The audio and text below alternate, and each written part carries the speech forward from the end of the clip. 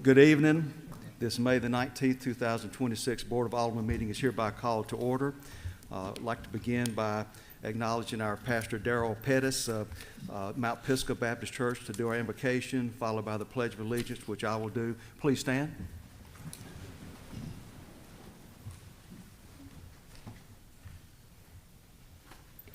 Great evening, Mayor, Board of Aldermen, all the citizens, and everybody that's present. Psalms 133 and verse 1 just simply says, "Behold, how good and how pleasant it is for brethren to dwell together in unity." The word of the Lord, let us pray. Oh, holy God, our Father, we thank you for this amazing day. We thank you for all of the beauty that it entails. We thank you for every blessing that you've given to our lives. And Father, we appreciate you tonight for your goodness and your grace.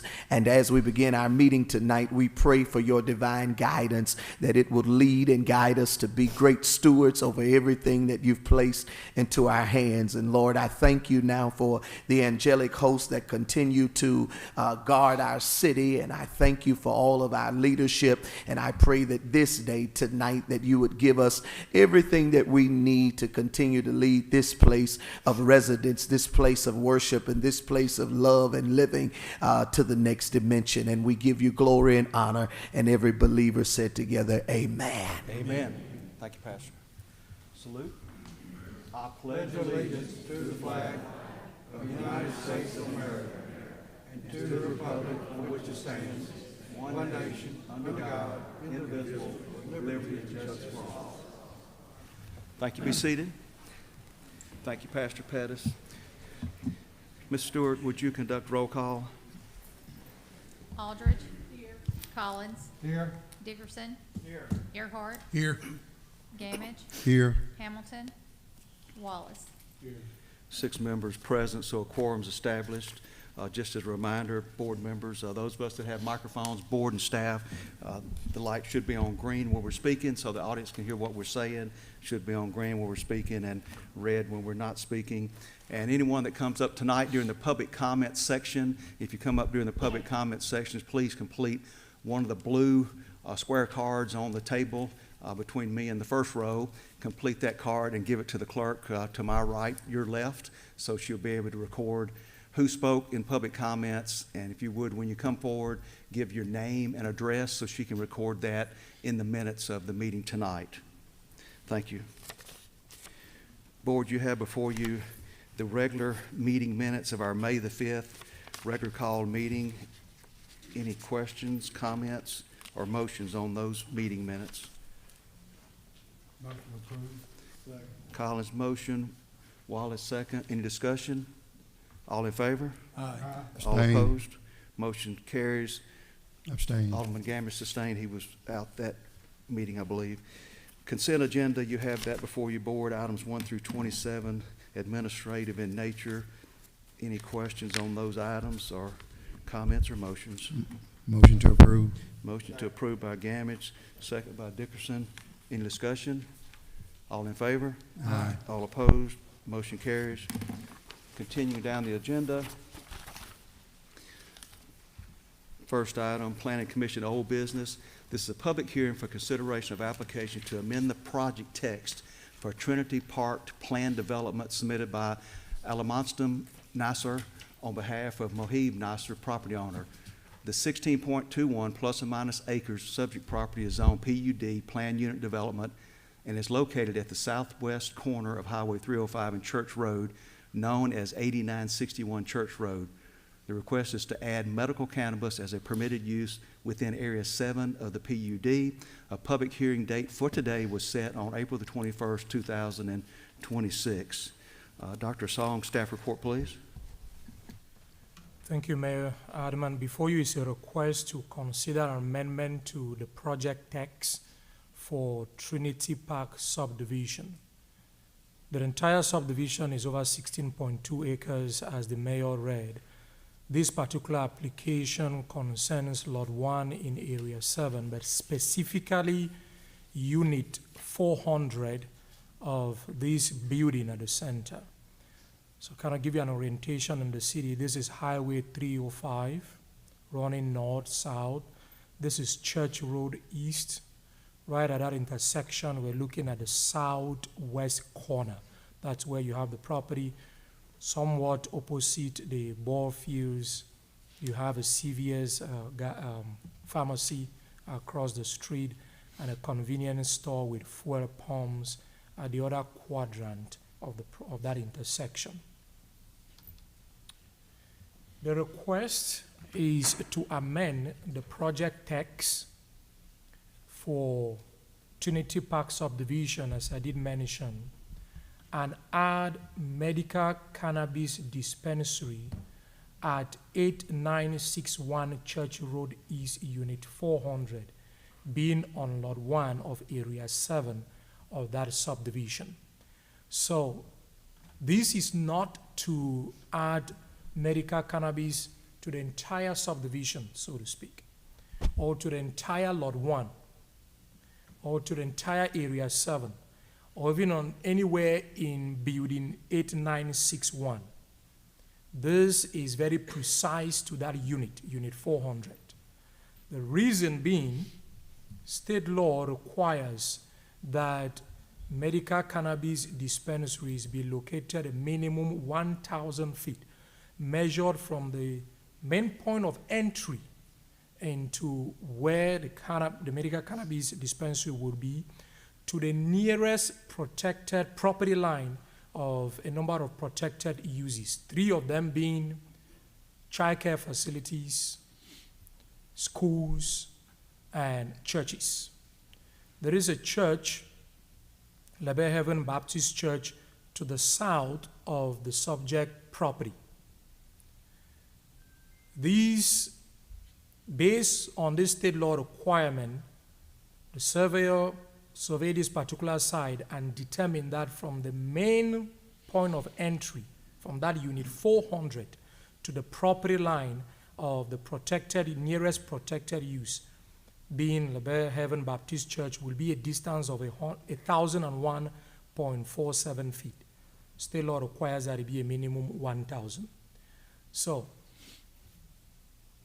if the application, for example, applied to the entire building, part of the building will not meet that 1,000 feet separation distance. That's why it's very precise at that particular unit. The zoning ordinance provides a number of criteria for evaluating these amendments to project text for uses that, by their very nature, are associated with planned developments in the C4, but which are also specific in the type of uses that are permitted in the sub-districts to those in the neighborhood commercial district. One of them, we have to look at the prospective medical cannabis use. The prospective use, does it align with the provisions of the zoning ordinance and state law, so to speak? In this particular case, it meets the minimum 1,000 feet separation distance from the nearest protected use, being the church in this case. Second is for the board to examine whether the modifications are consistent with the development standards and criteria for planned unit development. The development standards in this case being such issues as setbacks, bulk regulations, parking requirements. None of those will be affected by the use of that particular unit for a medical cannabis dispensary.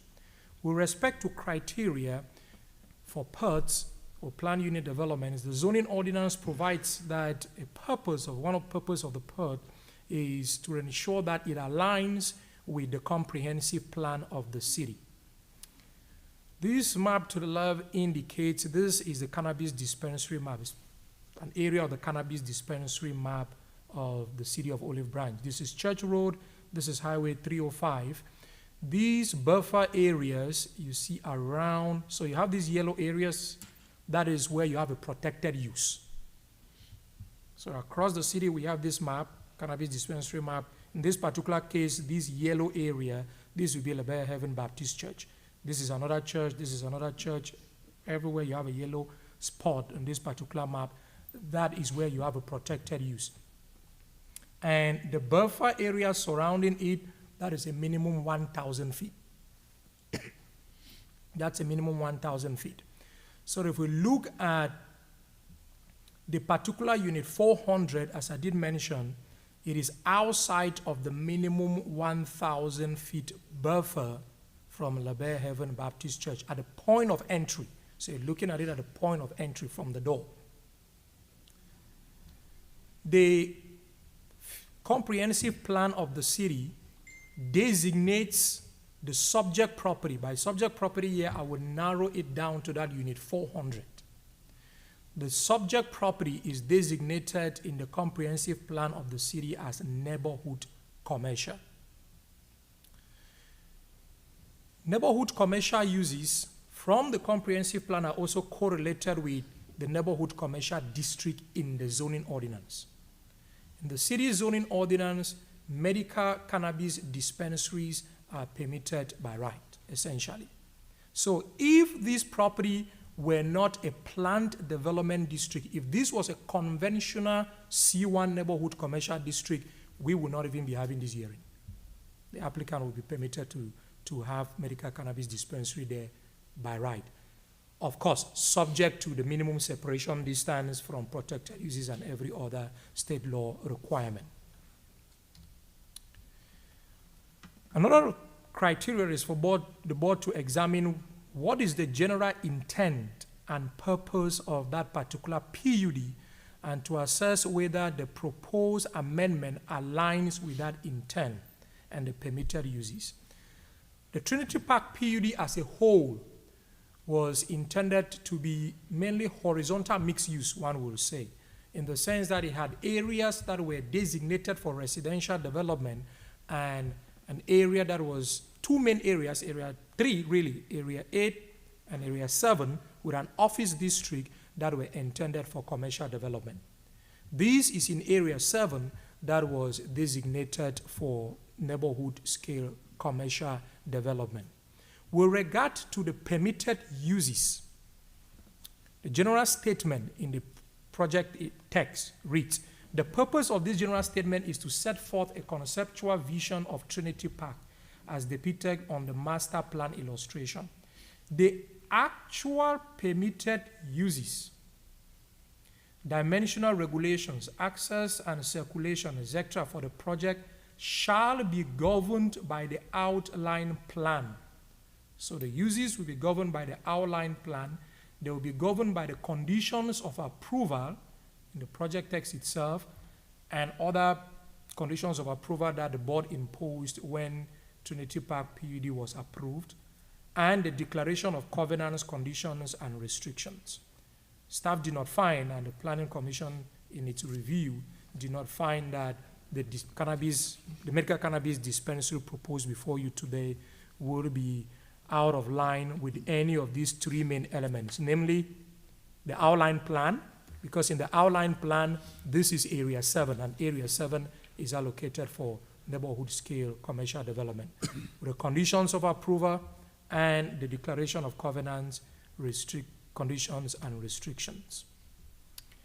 With regard to compatibility with the surrounding area, to the north, this is a general Lot 1 area of Area 7, Unit 400 being at this precise location. To the north of this side is a city park, there's a pharmacy. To the northeast, you have a liquor store there with convenience store with fuel pumps. On the side itself, there's a vape shop. Further to the south, you've got this storage facility, and of course, you've got a church, you've got residential. Further to the east, further to the west, and residential further to the south. So the general character of this intersection is has different uses. It's not all residential, it's not all commercial, but it's mainly commercial. If you look at that particular intersection itself, it's principally commercial. And the uses that are at that intersection are generally the sort of uses that will be permitted in either the neighborhood scale or the arterial, commercial, or highway corridors in the city. For example, if you look on Goodman Road, which is a highway corridor, just as 305 is a highway corridor, you've got convenience stores with fuel pumps, you've got pharmacies, and so on. Unique and special about this is, of course, the presence of the city park. That is different from what you may have in other areas. Except, of course, that old Goodman Road, which is also an arterial road in the city, has got another city park adjoining it. In terms of adequate infrastructure, Highway 305 is an arterial road. The proposed medical cannabis dispensary will not add any traffic of a significant amount in and out of that particular side. That Highway 305 or Church Road cannot handle. The units there, even if it were occupied by any other restaurant, it would generate more traffic. If you put a restaurant in that unit, it would generate far more traffic than a medical cannabis dispensary could. Other infrastructures such as water, sewer, those are already available to this particular site. The Planning Commission reviewed this application at its meeting on April 14, 2026. It initially voted 3 votes to 3, with hesitation by the 7 member who was attempting to abstain, but the member eventually did cast a favorable vote, resulting in a motion passing 4 to 3 to recommend that the Board of Aldermen approve the amendment to the project text for Trinity Park PUD to allow medical cannabis dispensary as a use by right exclusively at 8961 Church Road East, Unit 400, being on Lot 1 of Area 7 of this PD. This recommendation was based on the following 4 main findings: that the proposed amendment will be consistent with the intent and purpose of the Trinity Park PUD, specifically Area 7. The comprehensive plan designates this area as neighborhood commercial, and the inclusion of medical cannabis dispensary as a permitted use is compatible with that designation. Given that the arterial classification of Highway 305, the addition of a medical cannabis dispensary as a use by right is not expected to generate inadequate street capacity or other traffic impact that the area will not be able to handle. The proposed use will not overburden public utilities, drainage systems, or other community facilities, including such risks that may be posed in terms of fire and flood. Property is not in a floodplain. And lastly, the location of medical cannabis dispensary will meet the minimum 1,000 feet separation from the 3 legally protected uses, namely a church, a school, and daycare facility in that particular area. That concludes staff's presentation. Thank you. Thank you, Dr. Saul. Board, any questions on this staff report?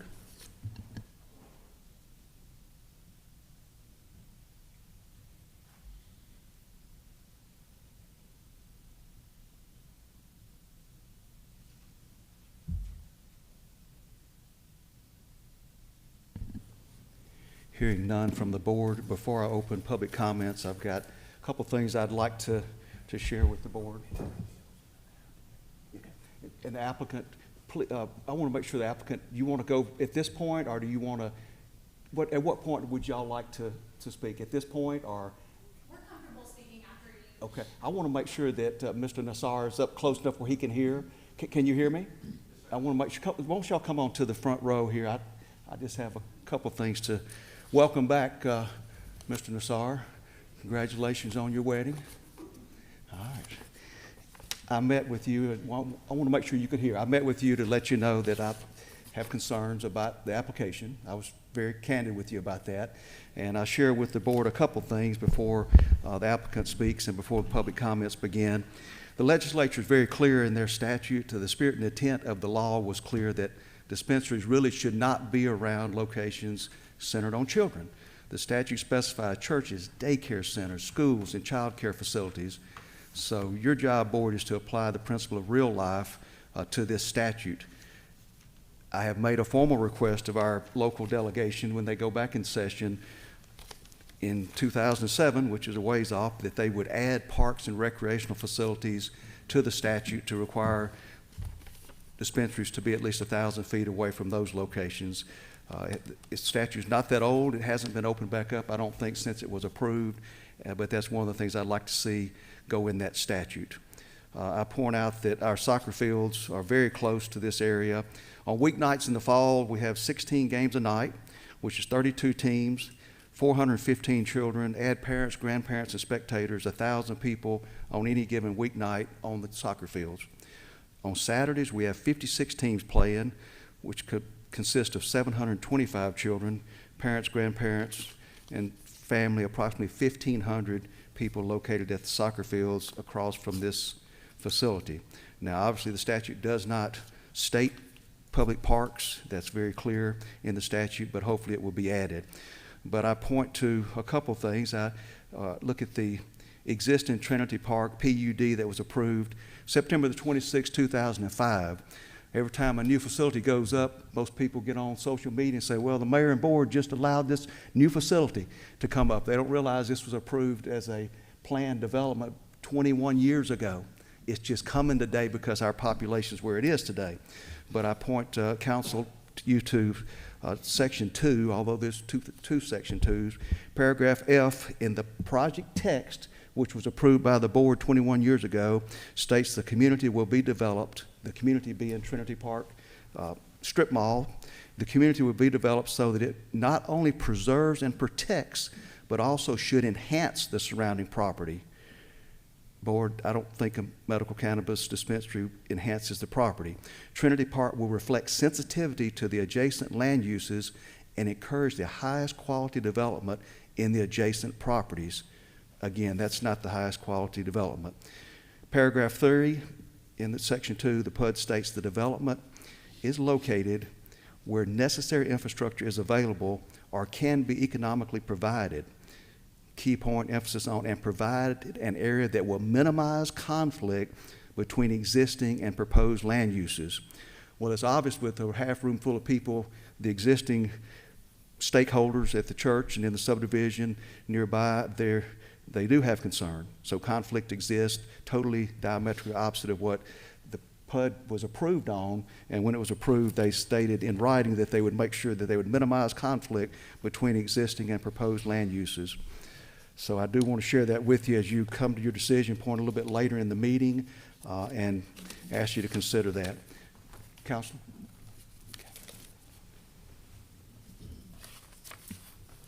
Thank you, Mayor. It's good to see you all again. For the record, my name's Lauren Ward. I'm an attorney at Daniel Coker, Horton and Bell in Oxford, Mississippi. My business address is 265 North Lamar Boulevard, Suite R. Good evening. So I'm here representing the applicant on this application. I appreciate the mayor's comments, and I'll probably incorporate our responses to those comments within my presentation. But I first wanted to remind all of us why we're here. We're not here to approve a cannabis facility right now. We're not here to approve a site plan, a business plan, an actual business going into that building. The application is requesting a change to the project text to add a cannabis dispensary as a permitted use. This facility, if one does go into this location, this Suite 400, will have other hoops to jump through. There are stringent permitting guidelines at both the state and local levels. You all have done a great job to ensure that there are those guidelines within your own ordinance, and they almost mirror what's going on at the state. And when we talk about this permitting process, we're talking about thousands of dollars. These are people who are serious about the business that they're putting into the location. There are security plans. There are requirements with both the Department of Revenue and the Department of Health and Safety within the state of Mississippi. So I do want to emphasize that that's what we're here for today. Nobody's asking you to say, yes, put that dispensary right there, right now. They're asking for the ability to put one there potentially in the future, after they've satisfied the permitting requirements that they have to go through to make that happen. And so with that in mind, that's where our presentation centers. I want to clarify for you, staff did a really good job presenting the application. We don't disagree with anything that was provided. So I would incorporate their comments into my presentation, and I will try not to repeat too much of the same arguments or the same provisions. That's kind of my job. But I did want to clarify for y'all, and for the benefit, I thought you all might need an updated survey in front of you. So if it's okay if I approach, I'm going to give staff a copy too, so I'll circle it.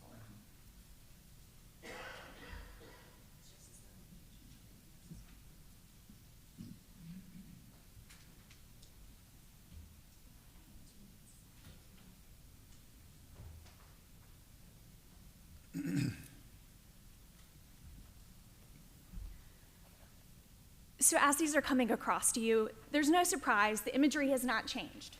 Big question I got after our last presentation at the Planning Commission is, wow, there's an actual building there, but there's not a building in the picture. So let me clarify that for you. I spoke with the engineer who did this survey and whose stamp is on it. And he clarified to me that the AutoCAD system that they use has not updated to the extent that includes the most current aerial imagery for this location. So that's why I don't see the physical building in the picture. However, what was confirmed is that that diagram of the building you see, it's been pulled up on the screens as well, that is actually where those building walls exist. They did field work to conduct this survey. They did field work to conduct the measurements, so they were actually out there. This isn't someone on the computer just dot to dot drawing. They were there in the field to make those measurements. So I want to assure you, I know that we're looking at a survey that is 1.5 feet over the state requirement. I get it. I wish it was more, but that's why we're here, and that's why we have this survey in front of you. And so the only other change you'll see on that survey is that the engineer has a more extensive certification statement. What I will tell you is that mirrors what's in the state regulations for this statute on the 1,000-foot distance. So I want to assure you that it mirrors the requirements, and they're very specific. These measurements have to be straight line measurements, so point to point. They have to be taken from the main point of entry of the cannabis dispensary, or the proposed location. And when that location has one door, it's from the midline of the single door. This location has 2 doors, so the measurement is taken from where those dual doors abut each other, where they meet up. And that's why that certification is more extensive. I wanted to be clear with you all. It mirrors what's required by the statute. Point of entry to the nearest boundary line of the protected use. And that protected use here is, of course, the church. So I wanted to assure you that the measurement taken is per statute. It's the result of field work. It's not someone sitting on a computer and guesstimating. That is what it is. So it does meet that statutory minimum of 1,000 feet. So that was the clarification I wanted to offer you there on the physical location that we're looking at, that Suite 400.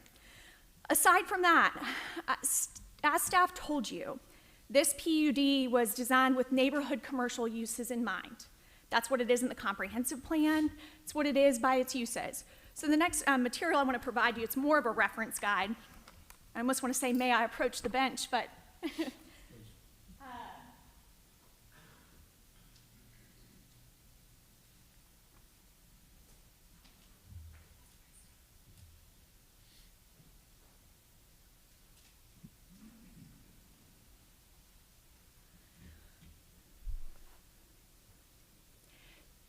so the materials that are coming to you now, really what I'm asking you to refer to is that first page. There's a 3-column chart.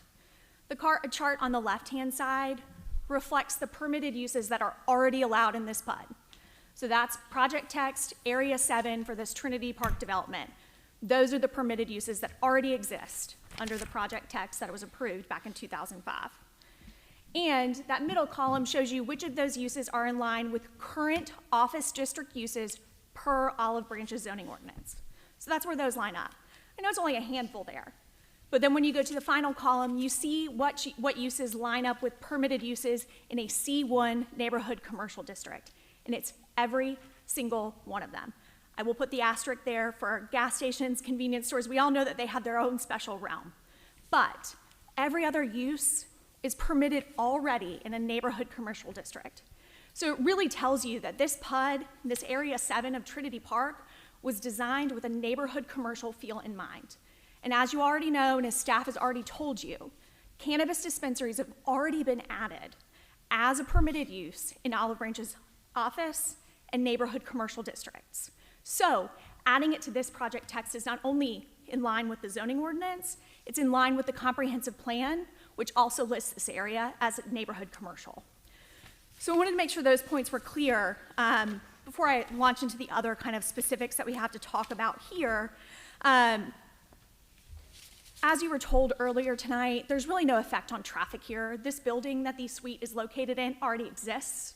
It's on a busy intersection, I'll give you that, but the traffic flow is enough. And this is not a high traffic use. You're talking about often a single visitor use or visit. This is one person walking in. They have to provide a medical cannabis card before they can even enter the facility. This isn't groups of people going at a time like you would see at a restaurant. It's not a lot of cars lined up in a drive-through. So it's even a less use than what's already permitted for this portion of the PUD. So traffic should not be a consideration that affects your decision tonight. I would also tell you there's the consideration of the parks. I understand that there is one located across the street. And what I would tell you is that there's no showing that this particular use is going to have effect on anybody at those parks. As I told you, this is a medical cannabis dispensary. This would be someone having to go in with a card in hand and a prescription. This is not everybody walking in off the street and getting whatever they want. I had to have it explained to me because I've never been in one of these facilities. But you walk in the first set of doors and you're met with security. And that security has to require that your identification is verified before you make it into the next set of doors into the location.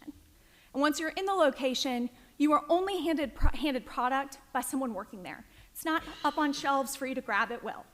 Once you've made your decision about what to purchase, you go to the register, and there is an actual list that has to be filled out. Who you are, what you're buying, what the quantity is. It's a well-tracked system. So I don't want anybody to think about this as a high volume use, lots of people going in, and having a burden on your public parks that are right across the street. And when you want to think about that in context, there's already a pharmacy located right next to that park. They also fill prescriptions for other drugs that I'm sure that we don't want around our children. And then when you go directly across Highway 305, you also have a liquor store. That's available to anybody over the age of 21. So that's not, gotta have your medical marijuana card, that's walk on in, show me your ID, purchase, and you can walk right across the street. So I just wanna clarify that while I understand the concern, it definitely is not a proven burden on these facilities based on this use alone. And so with that in mind, we're talking about the burden on the parks. There's no showing that this is actually a burden on any of your fire protection utilities. This is a point of retail. They're not processing the product, they're not growing it. It already comes prepackaged and sealed in a state kind of run situation already to this cannabis dispensary. So it wouldn't have a heightened effect on any fire needs there. I know there was talk at the last Planning Commission meeting about whether or not this would have effect on crime and the utility of your police department. That is an important consideration. But I wanted the hard facts. I'm a facts kind of person. So I'm gonna give you another document in a second. I'm sure you're loving that you're getting a lot of paper tonight. But what I would tell you is after the Planning Commission meeting, I put in a public records request for the Olive Branch Police Department records. And you all have 6 existing cannabis dispensary locations within the city limits. So what I requested, and you'll see here in front of you, are any incident logs, incident reports, call logs for those 6 locations from January 1st of 2025 and through about mid-April of this year, the date I made the request. And I'm gonna pass these out, but I'll walk you through what you're handed in a second.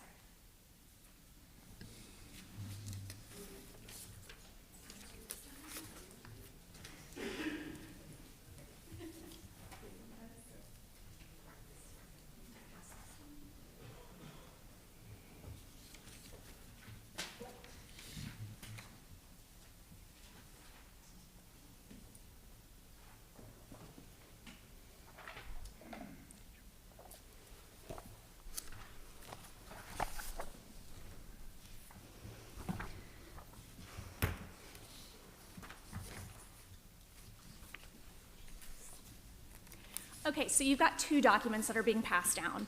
The first is a little bit thicker, so that is the result of the public records request that I sent in. You will see in front of you an Exhibit A for each of the dispensary locations. That was my ability to provide the exact address to your police department to get the records in response. You'll notice that behind those Exhibit A's, there's call logs for the locations. I want to clarify that those call logs are for the entire overall address. A lot of these dispensaries are suites or units in an overall development, so those call records go for the overall address. Most of them are unrelated to the suites at issue.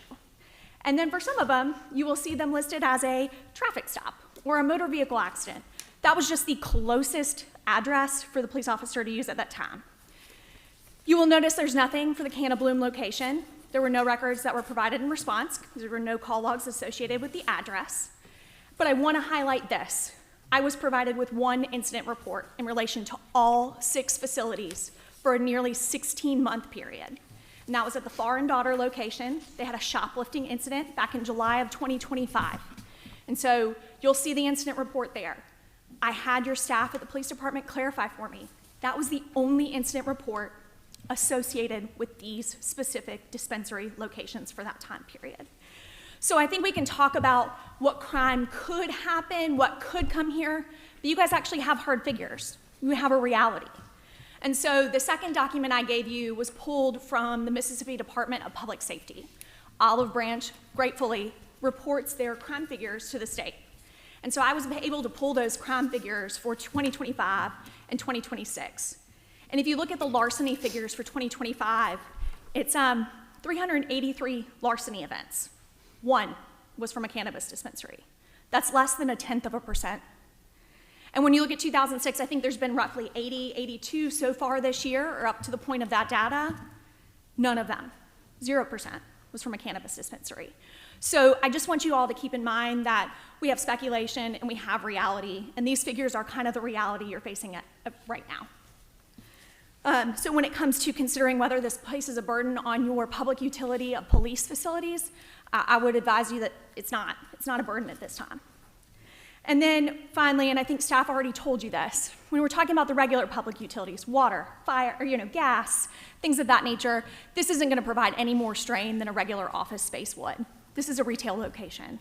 You're using water for a bathroom, maybe to clean things up, and the lights are on while the store's open. Other than that, I know things that you have to consider is whether this would be a public nuisance. I wanted to clarify, the product is not being used on the property. So we're not talking about smell.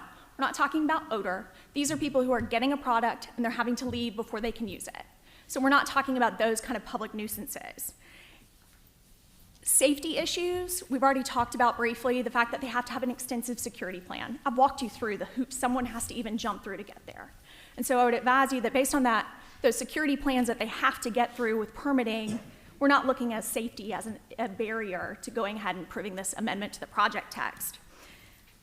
And we've talked about consistency with the surrounding neighborhood. I know we can talk about it with zoning ordinance and the comprehensive plan. What I would also advise you is this is an existing building. It's been built to specifications for that PUD, that area specifically. That's not changing. This is a business going into a suite. It's not going to change the outward appearance. There's not going to be any loud advertising, bright lights, things of that nature. The goal here is to fit in to get in. It's not to be different. It's to fit in with that space, not to stand out. And so I will leave you with this. Drugstores and pharmacies are already permitted uses in Area 7 in this PUD. What we're talking about here tonight, a cannabis dispensary, I know it's new. It wasn't around in 2005 when they approved this PUD. So that's the reason why it's not included in the project text. It wasn't even available for consideration at that time. Times have changed. And a cannabis dispensary is functioning like a drugstore at this point, a pharmacy. You have to go in with a card, you have to have a prescription, and you have to provide all of those credentials, you have to provide records before you can walk out with the product you seek. So I would ask you to keep that in mind, and keep in mind, we're just asking for an amendment to the permitted uses, to add a very, very specific permitted use for a very specific location that falls within that statutory requirement on spacing from protected uses. All right. Did we have any questions I can answer? Thank you, Ms. Ward. Board, any questions for the applicant or for Ms. Ward? I'll make one comment here. That you mentioned that you're not asking for an actual permit to do this tonight. You're just asking for the possibility. But the real fact is, this is our only chance as a Board of Aldermen to deal with this. So it's not just a matter of you're asking for permission. This is our only opportunity to say yes or no. I respect that position. Thank you. And I would also ask that the documents that have been provided to you all tonight are made an exhibit to the meeting minutes for this evening's meeting. Thank you all so much. Ms. Ward, one other Yes. question I have. The area map that you all used to get the measurement, the one that's stamped, this is the same person that did the first Yes. one, correct? His name's Christopher. He goes by Shay Skeen. He did both stamping. So I've had those conversations with him and asked him to clarify information. Well, I have some concerning points about that. A lot of the things that the mayor said earlier, I 100% agree with him. I know the state delegation will have to get in and make some changes. I'm 100%, I'll tell you now, against cannabis being across the street from a soccer field. But I know we can't do anything about that at this point. I would love for you to brought in 2 different surveyors from 2 different companies instead of that same one, because it's, to be 1,001.47 feet from a precise 400 feet, the suite 400 that you all put in. Y'all said 400, suite 400. That's from right. the double doors. And I drove by there this afternoon and looked at it. And so he went out and actually measured from point to point. That's what the information that's been provided to me. That's what I asked, because I was curious too. You know, is this someone sitting behind a computer making these measurements? But they did field work. You'll see at the bottom, there's a field work date on the map that was provided to you back in January 2026. They went and pulled that information. And I do understand your concern. It is 1.5 feet. I think if we were talking about 100 extra feet, 200, 1,000 extra feet, we probably wouldn't even be having this conversation. But what I will tell you is this still has to go through permitting with the state. If the state has any concerns, this certification is a step in that process. Should the state go, wow, 1.5 feet, maybe we need to look at this, they have every right to do so during the permitting portion. But at this point in time, that is the survey we've had. It is based on field work, and that is the requirement that they've met. And I understand the concerns about maybe broadening the statute to other protected uses. But like you said, as we sit here tonight, we have 3 protected uses, and this is outside of the 1,000-foot radius of any of those 3. Thank you, Ms. Ward. Mr. Nasser, you've been well represented. Another question, Mr. Wallace? I'm like Alderman Dickerson. I know it means a lot, but he's right. We don't get but one chance to address something, whether or not they're approved by the state. It is based really whether or not it's approved by us, because this is where it comes from. Because once it's here, we won't see it again, depending on how we decide. I do appreciate that position. Olive Branch, though, as a city, has already decided to put permitted uses of cannabis dispensary in neighborhood commercial and office districts. So as staff presented to you, if this was any other neighborhood commercial location and it was outside of the 1,000-foot buffer, we wouldn't even be here. There wouldn't be a decision. It would go straight to permitting at the state and local levels. So I do appreciate this is your chance to discuss this project because it is within a PUD that has to have project text amended. But what I would tell you is in any other situation in these kind of districts, you wouldn't be in that conversation. That would be happening with permitting, and there would be requirements that they have to meet to go ahead and install a dispensary. How would you address the mayor's listed concerns? What would your response be to those? So I understand the mayor's concerns, but the proximity to the park, there's been no proven relationship to a negative effect on the park. These are 2 separate kinds of uses. People are going to the park to watch a game. People with medical cannabis cards are going into a location to get their prescription and leave.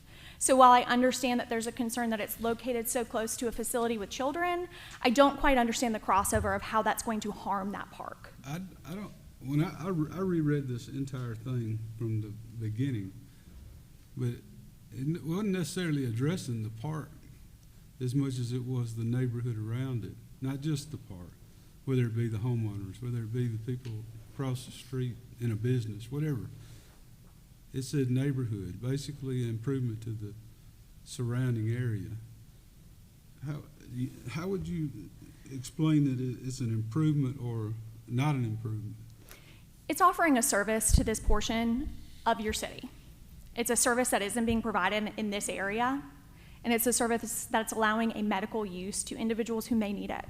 So what I would tell you is it is serving a use in that respect. I know maybe you and I wouldn't use the facility or we wouldn't qualify to go in there, but there are people out there who have this need, and it would be fulfilled by someone being, a location being located closer to them proximally, maybe closer to their neighborhood. It is providing that service kind of closer to home for some people. Let me ask you one other question. This development's been under construction for an awful long time and has not progressed where even the main C-store is even open. As far as I can tell, there are only 2 suites that actually have a sign on them.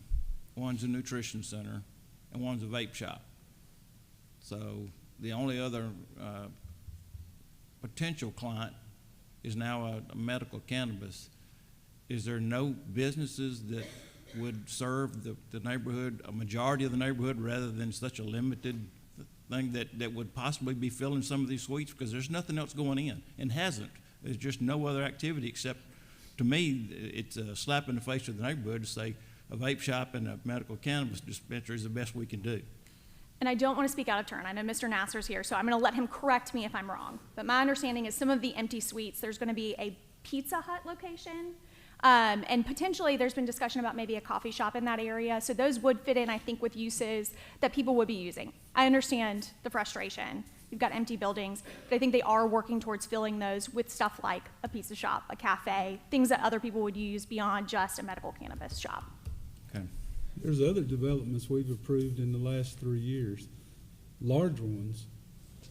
There's some also that haven't done anything, haven't spun a bit of dirt, but there's some that's max capacity. And actually in a smaller area. It just seems awful odd to me. I understand, and I can't speak to the past of the development, but I think there are steps that are being made to go ahead and fulfill some more needs within those other existing suites that haven't been filled yet. Thank you. Hey, I'm trying to get my hands around this too. We voted, the way it's been passed, you're asking us to approve medical cannabis. Then you're saying under the state law, it would be approved, right? So- That, and under our ordinances too? Well, would you like me to? Okay, so what the applicant is asking for is for a zoning approval. Yeah. And that zoning approval, the request is to add medical cannabis dispensary as a permitted use in a particular suite in the Trinity Park PUD. Okay. And if the board approves that, as requested and as recommended by the planning commission, if the board approves that request, then medical cannabis dispensary would be allowed as a permitted use, meaning no further Board of Aldermen review, and the only zoning approval that's required of the city would have been granted. The next step for the applicant would be to apply to the state of Mississippi, to the Department of Revenue for a medical cannabis license. And That's where the state cuts and involved. that's where the state comes in, and that's where the distance issue ultimately comes in, because distance is a state issue, which I'll get to in just a moment. But to answer your question, the next step, if the board were to approve it as a permitted use, that is the only zoning approval that is required.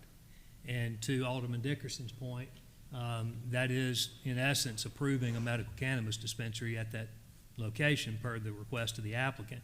Now, the state license, if that were issued, there's an extensive application process that has to be submitted to the state and a very large application fee that is required by an applicant to the state.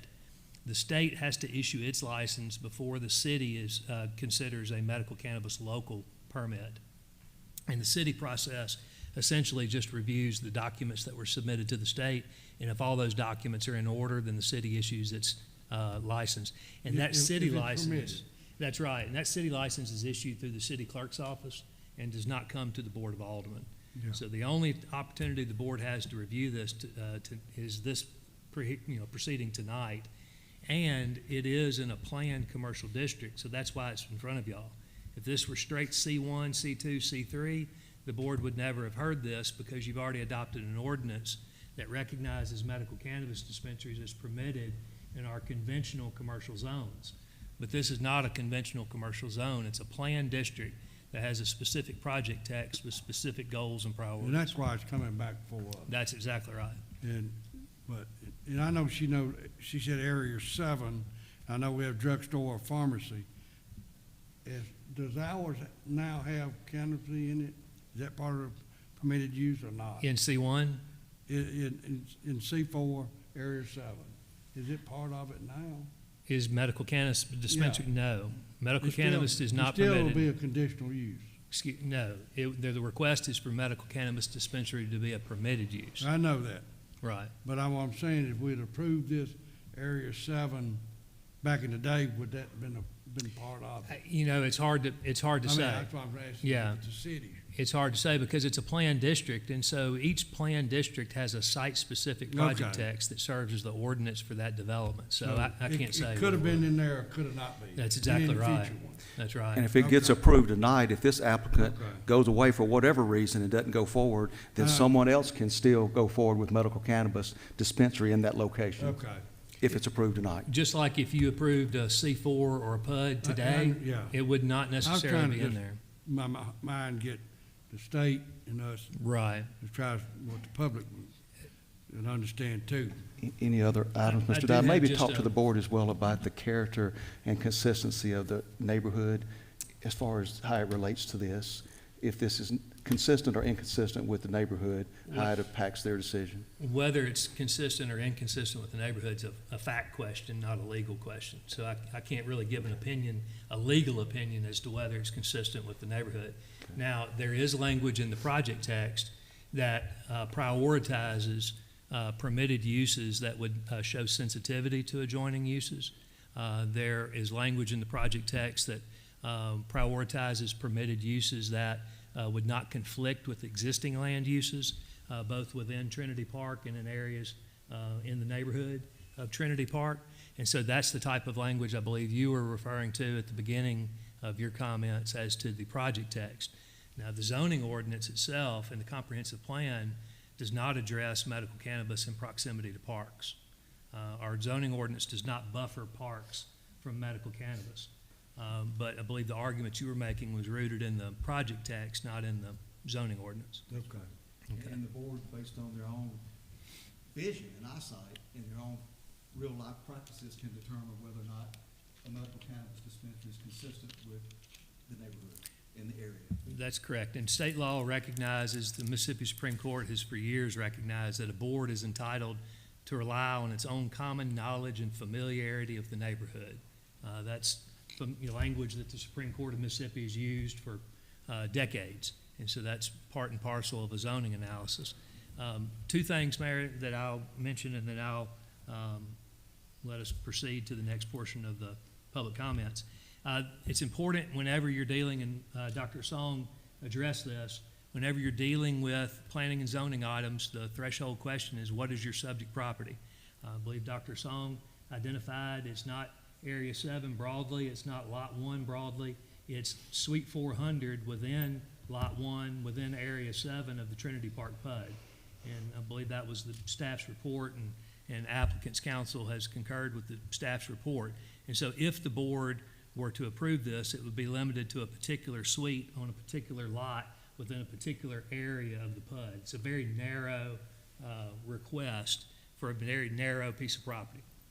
Now, as to the survey, the initial survey that was presented to the board in your packets, that survey has been updated. Ms. Ward passed out an updated survey this evening that contains an updated certification.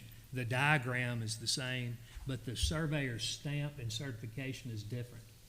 That certification language that's in the document that you were passed out tonight, it appears to me that it tracks the language in the Department of Revenue regulations as required by the state. Now, the distance from a church, daycare, or school is not a local zoning issue. That is an issue for the State of Mississippi Department of Revenue to decide. The best example of that is with liquor stores. So liquor stores, for example, have to be a prescribed distance by state law from a church. Well, the city regulates liquor stores as general retail.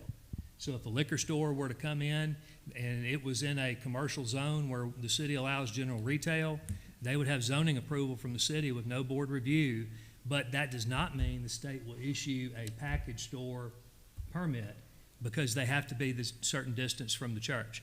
Same issue with medical cannabis. The city has approved medical cannabis dispensaries as permitted in C1, C2, and C3, but that doesn't mean an applicant can open up a business there. They have to go through the state process, which includes the submission of the survey, which includes a verification of the distance. Hypothetically, if the board were to approve medical cannabis dispensary as a permitted use in Suite 400 tonight, and then the applicant were to apply to the state, and it were determined that that survey was actually less than 1,000 feet, then the state would not issue a license. That would be the state process and how that would work. So theoretically, zoning and state licensing are two different processes, two different procedures. And in an ordinary situation, the board would not be considering the distance issue. Now, with it being less than 18 inches beyond the requisite distance, and with it being planned commercial, the city didn't ask for the survey. The applicant submitted a survey that was purporting to have drawn a line from a very particular point on the earth, cotton picker spindle at the northwest corner of the LaBelle Haven Baptist Church property, and you go to, per Department of Revenue regs, It's a double door, and you have to go to where those double doors adjoin. So this is not an imprecise distance that has to be measured. But the surveyor has certified that he did that. And I'm not going to substitute my judgment for that of the licensed surveyor. They've presented a survey with the required certification, and ultimately whether this survey is sufficient is an issue for the Department of Revenue to determine. It's not a zoning issue for the Board of Aldermen to determine. So, Mayor, that's all I have, unless there's further questions. Thank you, Mr. Dye. Board, any questions of Mr. Dye on the legalities? Any other questions for the applicant? Okay, hearing none. Thank you, Ms. Ward. Thank you for your time. This is a public hearing. If you are a proponent, if you're here on behalf of this application, you would like to see this application approved, come forward.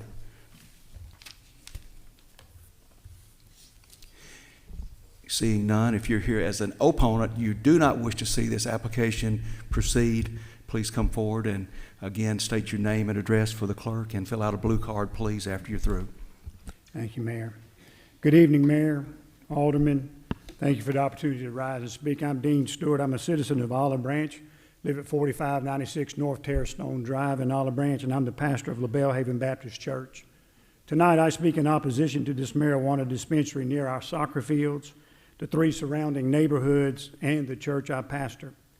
This is not a debate about whether or not marijuana is illegal or even if this business belongs in Olive Branch. That debate is settled. This issue is whether or not this location that we're talking about tonight is appropriate for this type of business. I share with you that this business is incompatible with the land use that is already there. The properties that are already there are all family-oriented. They are family-oriented spaces. Every weekend, the soccer fields have hundreds of children playing, hundreds of parents there, and they are dozens of coaches. I hear that there's already a drugstore there, and you have been led to believe that a medical marijuana dispensary is like a drugstore. Well, I buy my wife's chocolates for Valentine's Day in that drugstore, usually very late in the day on February the 14th, if I'm just being honest.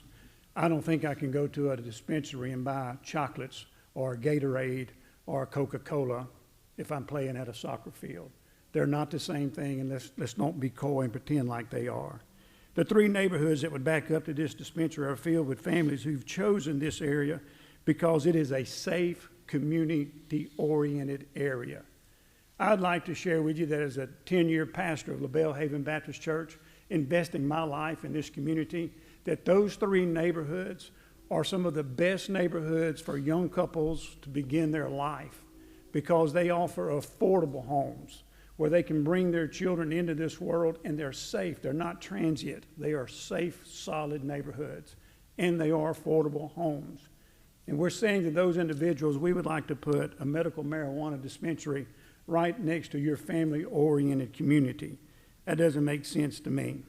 Putting a pot dispensary in such a place creates a clear incompatibility use of land with the community that we have. And I don't think it's the best that we can do in community planning.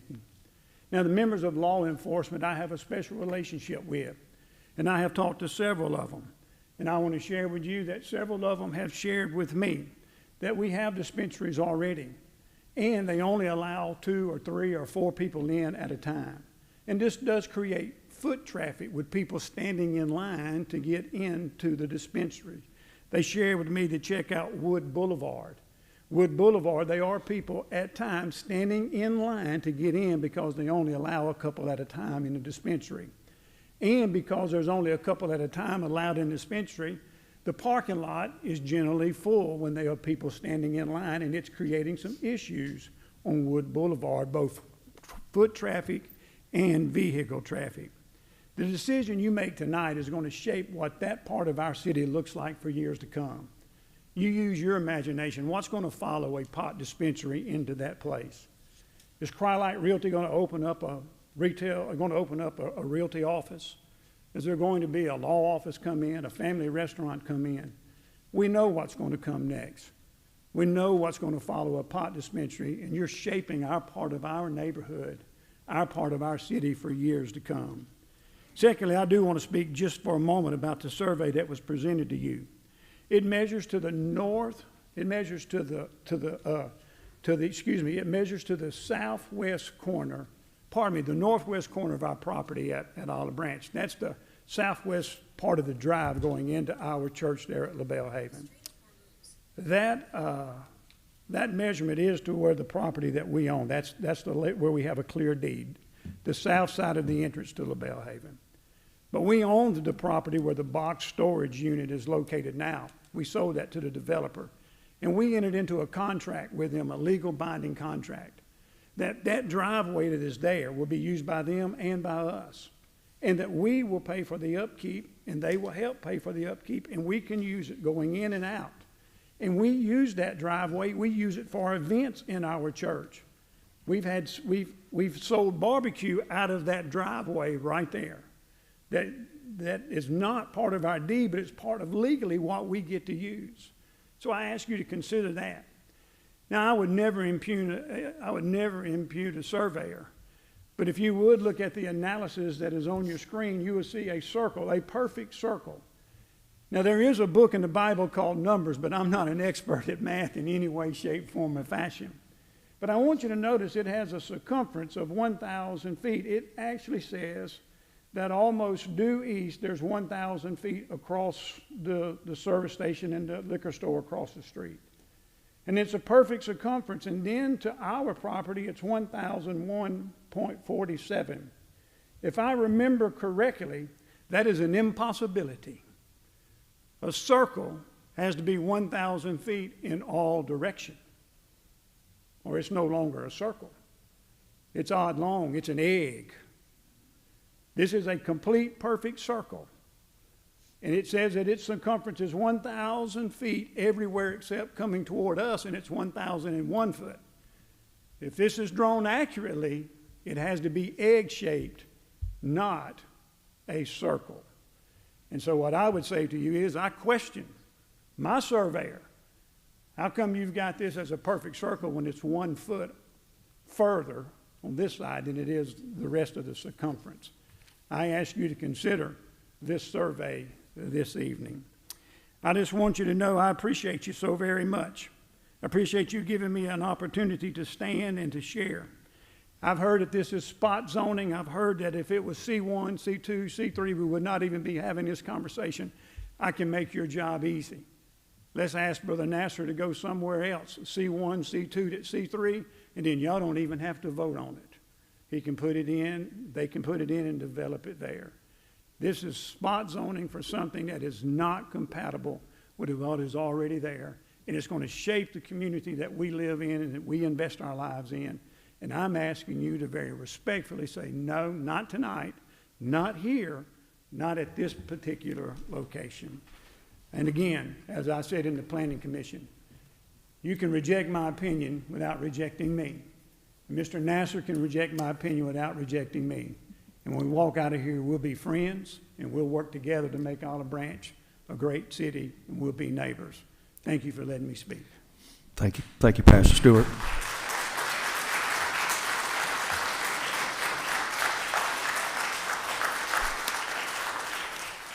Is there anyone else who would like to speak against this application, who would like to come forward and speak against this application?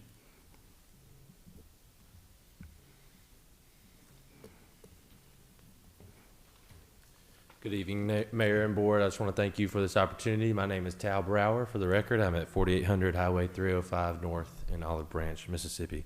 Again, my name is Tal Brower, and I serve as the student pastor at LaBelle Haven Baptist Church under the pastor, Dean Stewart, that just spoke. And I am here today to address obviously the dispensary that is going in directly across the street from the church at which we serve.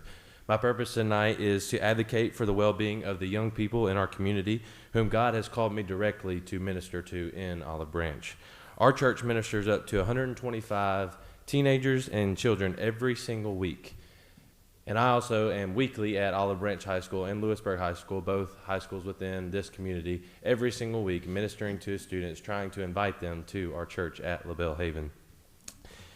And us at LaBelle Haven, we are deeply concerned about placing a marijuana dispensary directly across from a church and near a soccer complex that has been talked about tonight, where children and students regularly gather. Research consistently shows that adolescent exposure and normalization matter. There's a reason companies that are worth anything of any sort have marketing experts that work for their companies.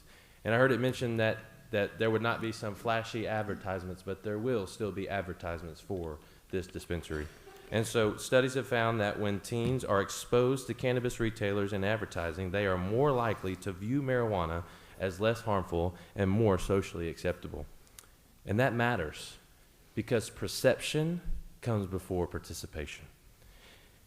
I'm not going to get into all the health concerns that come behind the use of the use of marijuana, but the University of Mississippi put out a study just last week that 1 in 5 teenagers are suffering from depression. And the majority, a significant amount of those teenagers that are suffering from depression, they use substances like marijuana.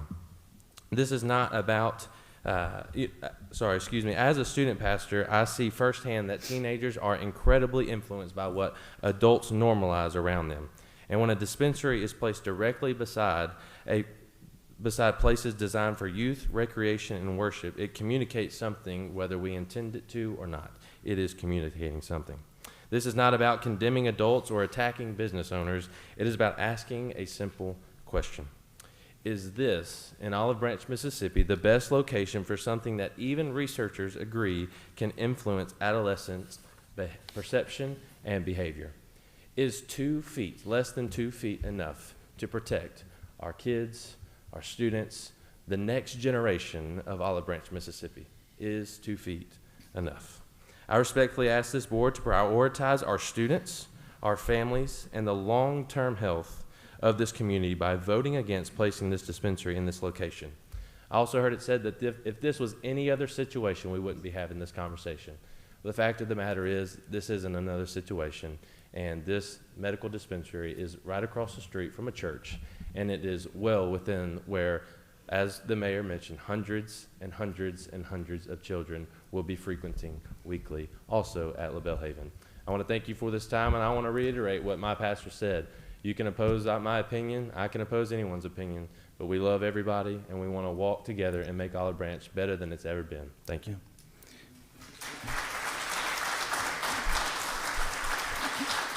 Thank you, Pastor. Anyone else who would like to speak in opposition?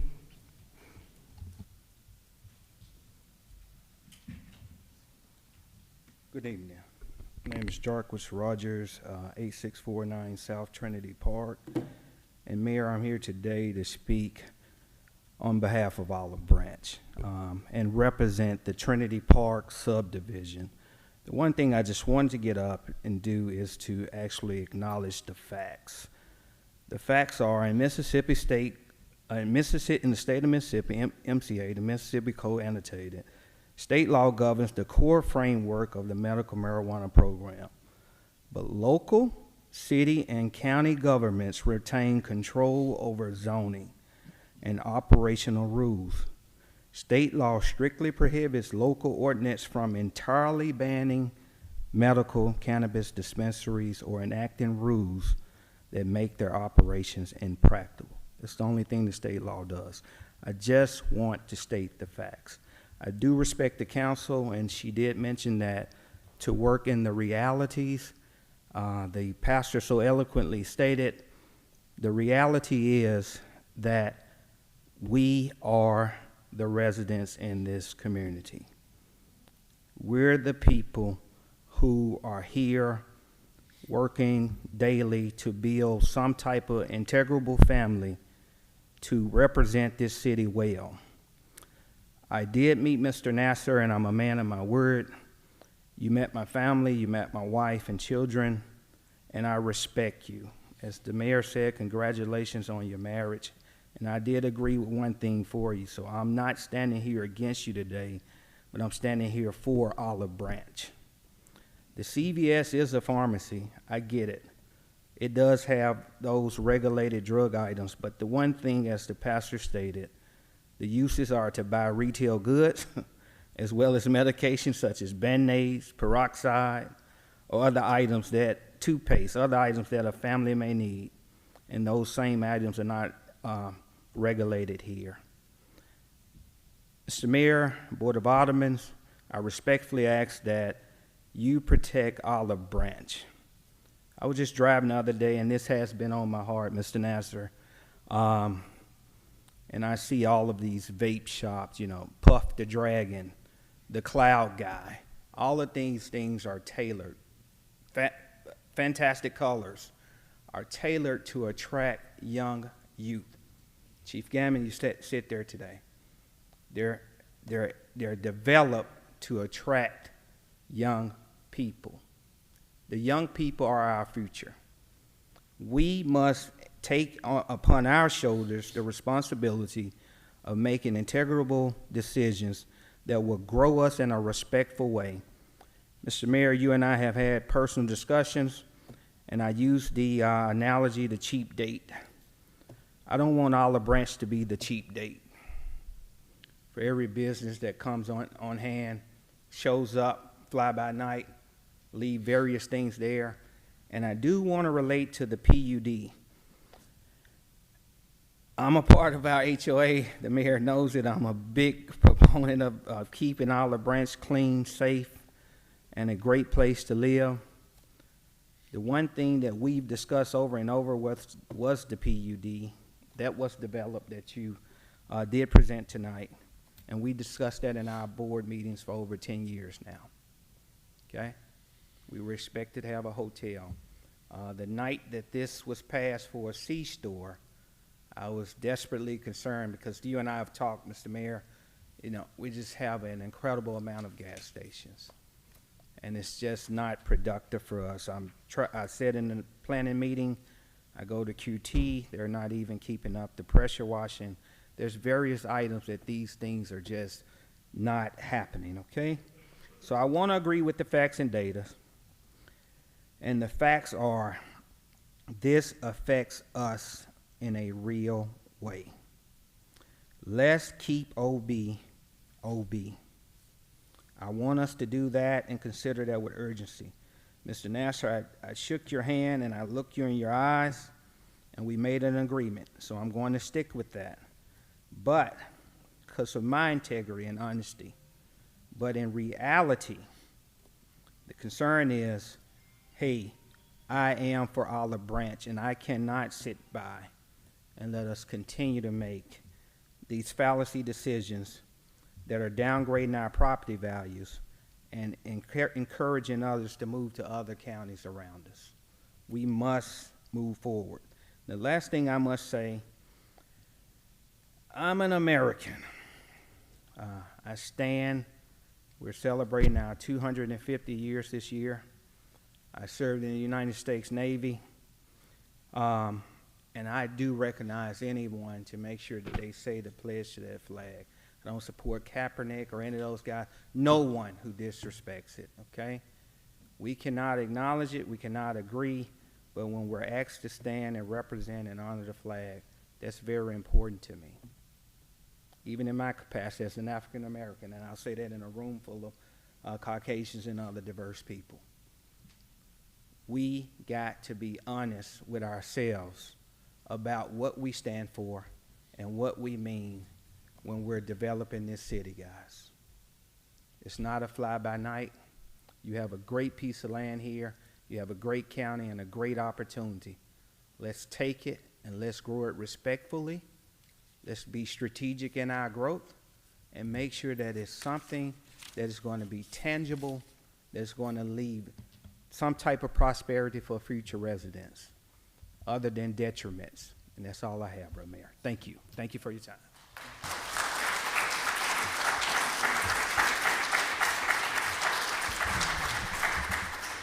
Anyone else wish to speak in opposition?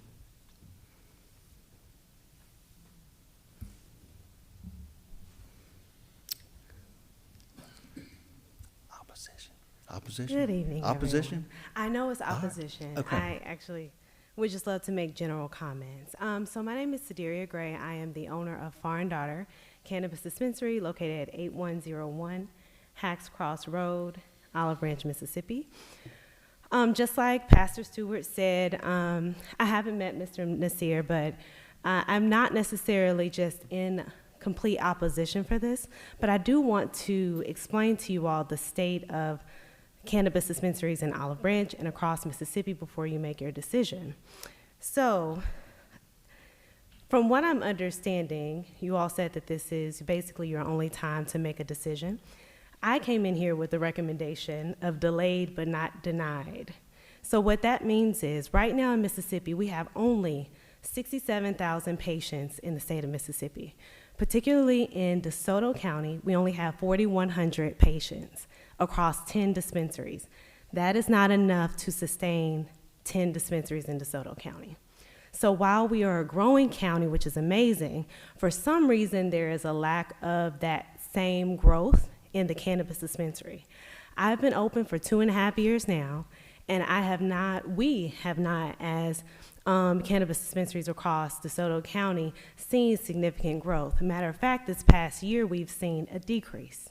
So we are currently at, once again, 67,000 patients in the state of Mississippi. We have, the expected amount of people was supposed to be about 90,000 right about now. So we're behind the curve, and we're also losing patients every day due to the expense of cannabis, as well as access and lack of education. So I have 3 reasons, actually particularly 2, as to why we should delay this, even though I know you all had mentioned that this is probably the only time. Mainly for number 1, we currently have 5 dispensaries in Olive Branch. We have enough dispensaries to support the need that we currently have in the city. These 5 dispensaries are located around Olive Branch, and so far we have not heard any issues about people having access issues or having issues creating access for it. We also have about 10 dispensaries within, like I said, DeSoto County, and we have 1 dispensary in Holly Springs, another one coming up in Holly Springs, 1 in Byhalia. So we have a lot of access that's available currently right now for dispensaries. So what I'm asking is, for the people who have been open, like me, for about 2.5 years now, I'm one of 2 dispensaries that were here from the very beginning. I'm also the only locally owned dispensary right now. So what we're asking is to give us time for this market to mature so that we can be able to make our money back, get a return on our investment within this city. I chose Olive Branch for a specific reason. I enjoyed living up here in North Mississippi. I'm originally from Starkville, but I have enjoyed it. I see the growth. I see everything that's happening in the city. It's amazing. But what I want and what I'm asking is to protect those folks who already have a business here and make sure that we thrive as well. That's something that's extremely important. It's going to be difficult when we are continuously having to go up against competition or new dispensaries that are opening every day. It does make it more difficult. So if it's not already currently zoned in that C1, C2, C3, I would respectfully ask that we just reconsider when one of 2 things happen. Number 1, we either go recreational, no clue when that would happen, but either recreational, or number 2, we increase our patient count across the state, particularly in DeSoto County. One of those 2 things needs to happen before we can support another dispensary in Olive Branch. That is something that I really want to advocate for. So it's not that necessarily I'm against someone else coming in. That's not it. It's just right now the numbers don't support another dispensary. That's all I'm saying. So I am completely fine with that, but that's one thing. And also my father is a pastor as well, so I definitely understand the sentiments of the community for sure when they're talking about what they're talking about as well. So I do want to acknowledge that, but I'm just talking right now from the actual perspective of a business owner right now that has a dispensary. The second one, well, I already kind of went over there about the current zoning. So I wanted to see if anyone from the Board of Aldermen had any questions specifically for someone that's currently owning a dispensary within Olive Branch as Ms. well. Bray, I'd rather not go down that path. Oh, It's sorry. too far off subject. I appreciate what you're sharing, but I'd rather not go into your business, or they'll need to ask questions of the applicant or staff report. Sure. This is just public comments for them to take in and hear and massage and make their decision. Okay, thank you so much. Well, I think this concludes all of my comments, so thank you. Thank you. Anyone else like to speak in opposition before the public comments section's closed, I'll go back to the applicant. Ms. Ward, back to you, and Mr. Nasser one more time, but any final comments? Hearing none. Ms. Ward, Mr. Nasser. Mayor, as always, I just want to address a few quick points that were made in opposition. First, I understand the comments about the survey, but what's before you tonight is the only stamped survey. And I get the whole 1 foot comment and the imperfect versus perfect circle, but on that scale, I think a foot is going to be pretty hard to differentiate between an egg and a circle. So I would just provide you with that there. That's the only stamped survey we have in front of us tonight. And so there was a lot of emphasis on this being safe, a safe neighborhood. I provided you with the information regarding how dispensaries don't make it unsafe. And what I want to tell you is there are other uses in this location. We've talked about it. And it's not just CVS. That is a pharmacy. They fill prescriptions. You've got a liquor store across the street. You've got a vape shop next door. So I understand the need for family-oriented uses or the want for that, but there are other existing uses in a neighborhood commercial district that aren't necessarily directed right at families. So I want to tell you that it is consistent with some of the uses you already have there. Drugstores, and I mean, I wouldn't liken it to a liquor store or a vape shop because there's not a lot of regulation there as there is in this space.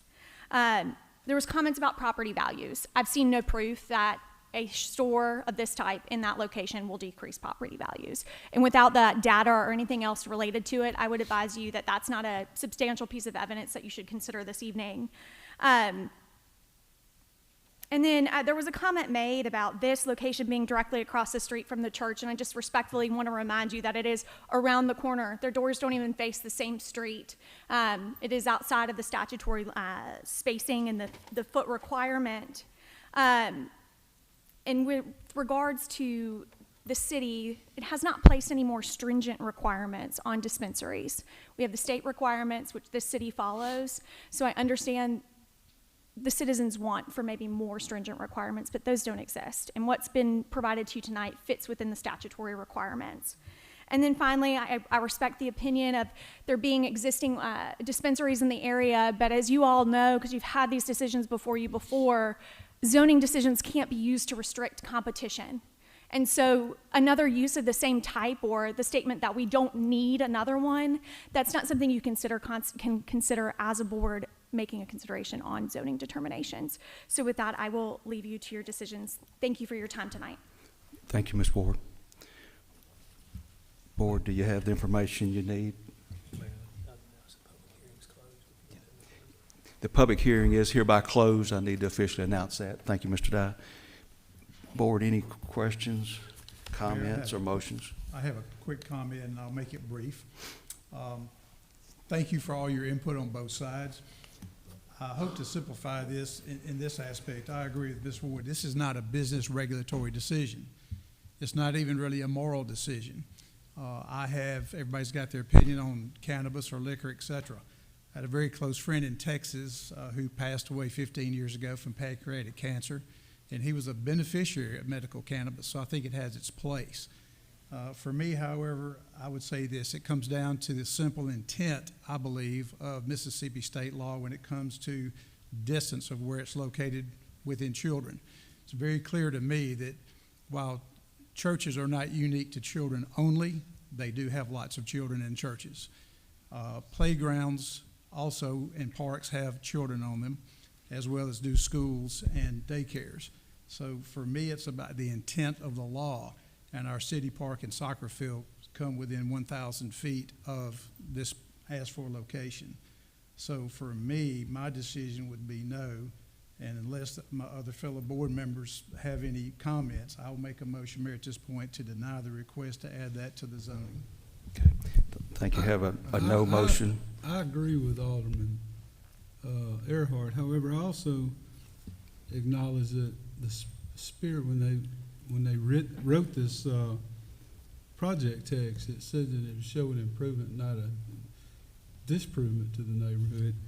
Well, the neighborhoods around there, Trinity Park itself is there, and members of their homeowner board are not really in favor. They're not necessarily anti the businesses, but I think that it matters when the project text says it. So if you're making, I'll second it, Ms. Alderman Earhart. Got a motion by Mr. Earhart, second by Mr. Wallace. Any more discussion? Let me add one thing. When I first heard this, immediately my thoughts were, no, this is not gonna work. But we have the duty to do this, I'll say legally is the word I'll use. We understand that the other zonings, the C1, C2, C3, all this are permitted already. I would like this motion to be clear enough that we will withstand any pushback, appeal, whatever may follow if we decide to do this and reject it. I'd like the motion to include that one of the basis, in fact, my main basis of doing this is it is not compatible with the project text that indicates they would work with the existing community and existing uses, that this is directly against everything that's already there, and it doesn't agree with that project text, and I'd like that to be specifically mentioned in there so that if you think it's become appealed, it's not going to be because it was within the 1,000 feet or the parks that are not excluded. I want this to be legally solid that we can hang our hat on. So if there's any way to With a adjust motion the and a motion- second, we need to at least close that out first before we go to the new motion, unless Mr. Earhart wants to amend.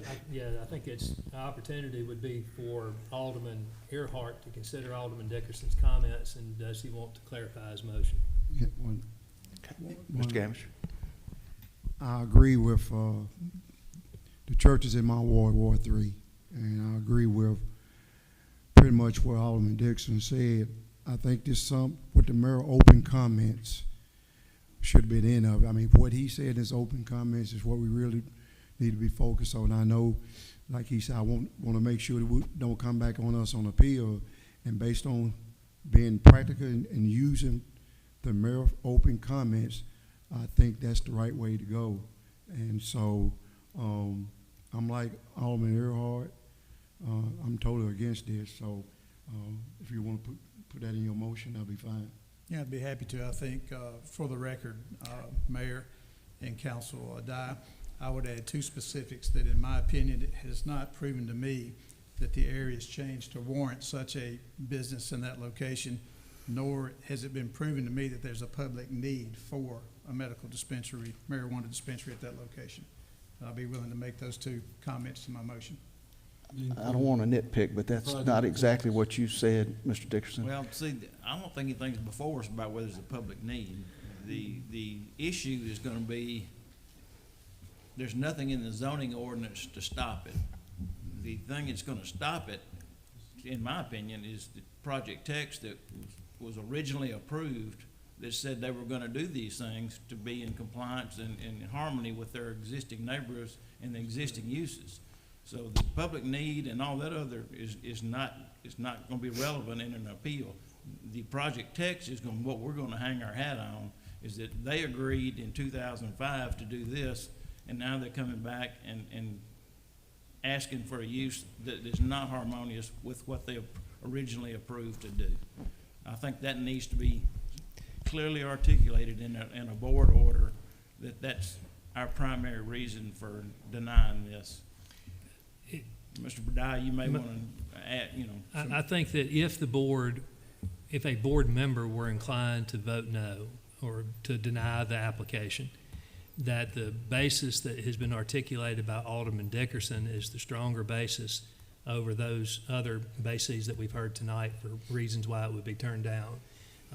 This does not necessarily fit the definition of a spot zone because, as Alderman Dickerson has noted, there's language in our zoning ordinance and comp plan that contemplate medical cannabis in neighborhood commercial areas.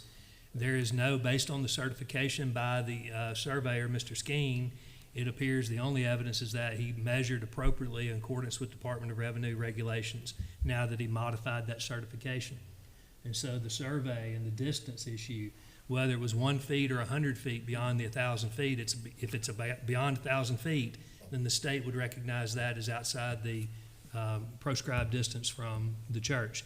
So that would not be a basis. That would be a solid or substantial evidentiary basis for denial.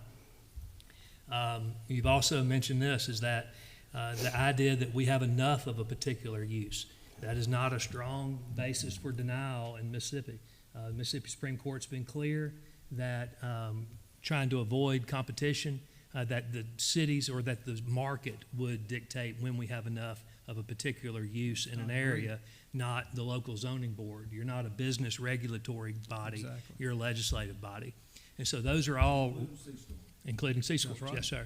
yes, sir. So those are all relatively weak legal bases for denial. If the board were inclined to deny the application, the basis that's been articulated by Alderman Dickerson and the basis that was articulated by Mayor Adams at the beginning of the meeting are the stronger grounds on which the board may consider denial. At the end of the day, the Mississippi Supreme Court will say that a decision that's fairly debatable is one that should be supported.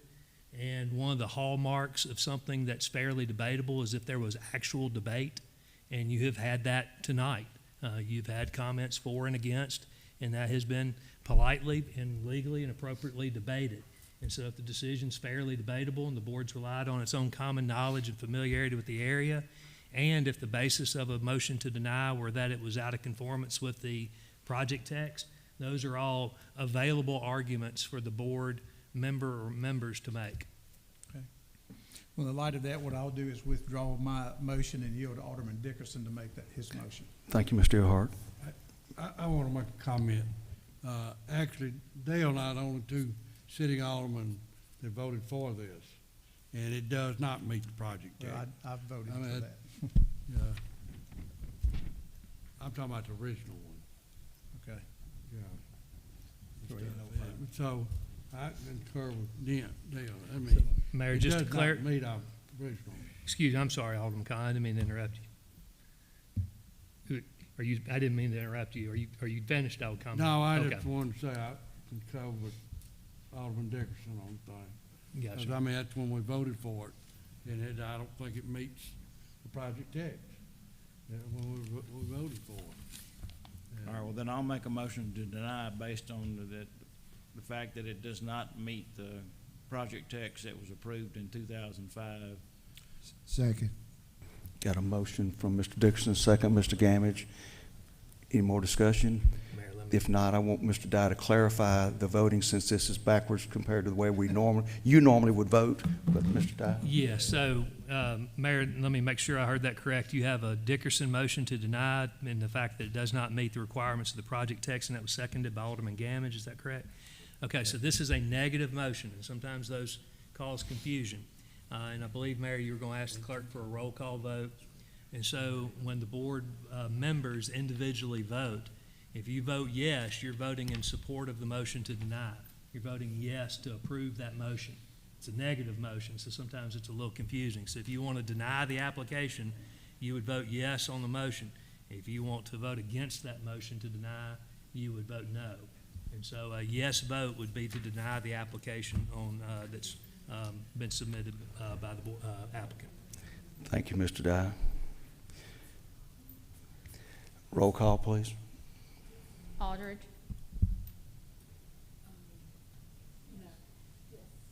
Excuse me? Yes, okay. Collins. Yes. Dickerson. Yes. Earhart. Aye. Gamage. Yes. Wallace. Yes. Thank you. A 6-0 vote for yes to deny this particular application. Thank you to all.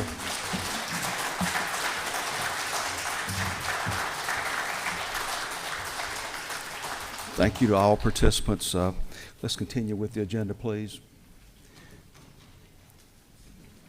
Planning Commission old business. This is a public hearing for consideration of application for zoning map amendment submitted by Michael Lebel, Allen, and Hostral on behalf of property owner DeSoto County School District.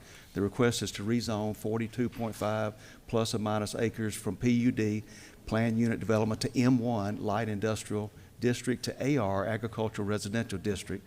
The subject property is located on the east side of Craft Road in the southeast corner of the future expansion of West Sandage Road and Craft Road. A public hearing was set for this date and a meeting on April 21st, 2026. Dr. Song, let's wait just a minute, let them exit, and then you don't have to do what I tried to do.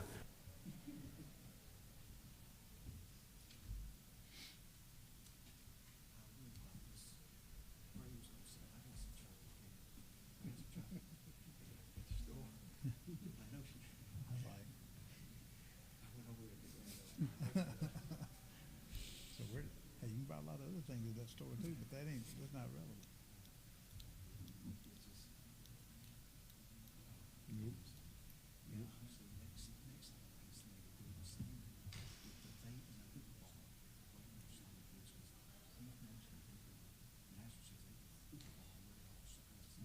No. No. Yep.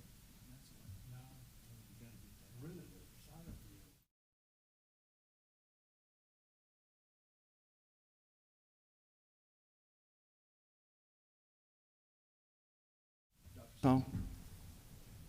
Is anyone here from the school board? Okay. Go ahead, Dr. Song. Thank you, Mayor Aldermen. Before you is a request to consider rezoning over 42.5 acre piece of property. This is Craft Road, and this is Church Road. This is West Sandage. You have West Sandage as constructed currently ends at this location, and this is a paper right-of-way, essentially. The road is not constructed, but that right-of-way exists. Historically, this is part of the Funderburg PUD, and what the applicant is requesting that the board should do will be to extract, the Funderburg PUD extends this area marked here in yellow, all through. This is all the Funderburg PUD. There is a convenience store with fuel pumps currently under construction at this location. So the applicant is asking that the board extricate 35.99 acres from the Funderburg PUD and rezone that from PUD to AR. There is also a small portion of the adjoining property that is currently zone M1. The applicant is also asking that that small sliver shown here in pink be rezoned 6.51 acres be rezoned from M1 to AR.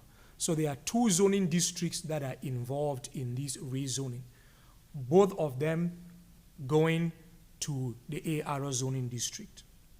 So the PUD, that is a project text preliminary plan involved. The M1, that is just conventional zoning district. There's no project text involved, and that's why there's no extrication. The purpose of the rezoning, current intended development, is to develop this particular site as a DeSoto County Schools Career Technical Center. Of course, these over 42 acres have not yet been platted, so this would be, if this rezoning were approved, the next step will be for the applicant to bring this in front of you for platting. And at that time, you have the opportunity to address all infrastructural issues such as water, sewer, any roads that may be needed to service this particular development. This is the concept plan at this time. The requested rezoning is to go to the AR zoning district. The AR zoning district is conventional, so there's no project text involved.